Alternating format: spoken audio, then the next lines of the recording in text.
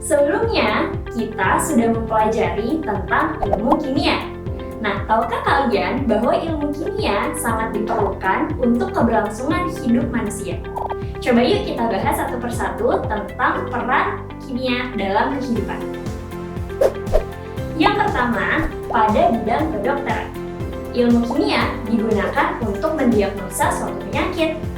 Kemudian dapat juga digunakan untuk teknologi rekayasa genetika dan radiologi. Yang kedua, kimia pada bidang farmasi. Di bidang farmasi, ilmu kimia dijadikan dasar dalam pembuatan obat.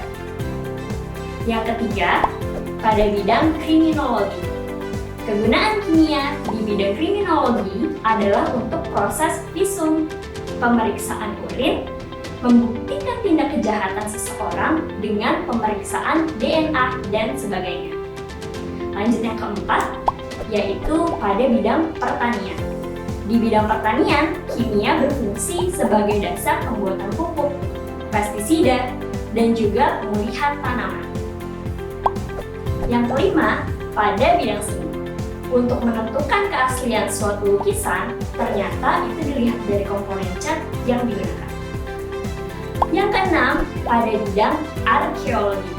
Peran kimia di bidang arkeologi adalah untuk menentukan umur fosil melalui peluruhan inti radioaktif. Lanjut yang ketujuh, pada bidang industri. Ilmu kimia juga bisa dimanfaatkan dalam bidang industri loh. Salah satunya dalam industri minyak mentah. Contohnya dalam pembuatan bahan bakar, seperti bensin untuk bahan bakar mobil dan motor, dan juga after untuk bahan bakar pesawat terbang. Lanjut yang kedelapan, yaitu pada bidang rumah tangga. Dalam kehidupan sehari-hari, tidak jauh dari kimia, seperti sabun yang digunakan untuk mandi, deterjen yang digunakan untuk mencuci, atau garam dapur yang digunakan untuk memasak. Itu semua adalah bahan-bahan kimia. Nah, setelah kita mengetahui peran kimia dalam kehidupan, kalian penasaran gak sih bagaimana peranan kimia sampai akhirnya bisa ditemukan dan dapat mengatasi berbagai persoalan dalam kehidupan? Salah satunya dengan menggunakan eksperimen. Suatu eksperimen harus dilakukan secara sistematis dan logis, maka dibutuhkan metode, yaitu metode ilmiah. Berikut merupakan susunan atau langkah-langkah dalam metode ilmiah.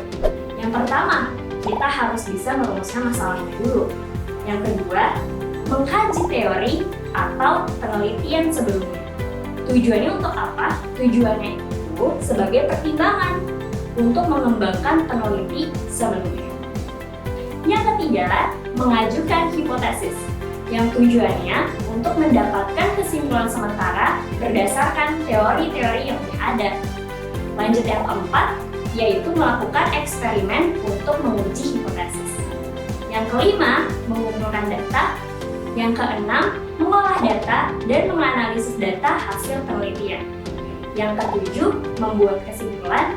Dan yang terakhir, yang kedelapan, melaporkan hasil penelitian dalam bentuk laporan ilmiah. Oke, sampai sini kita sudah mempelajari tentang ilmu kimia dan peran kimia dalam kehidupan. Di video selanjutnya, kita akan mempelajari tentang keselamatan dan kesehatan kerja di laboratorium. Bye, Cek!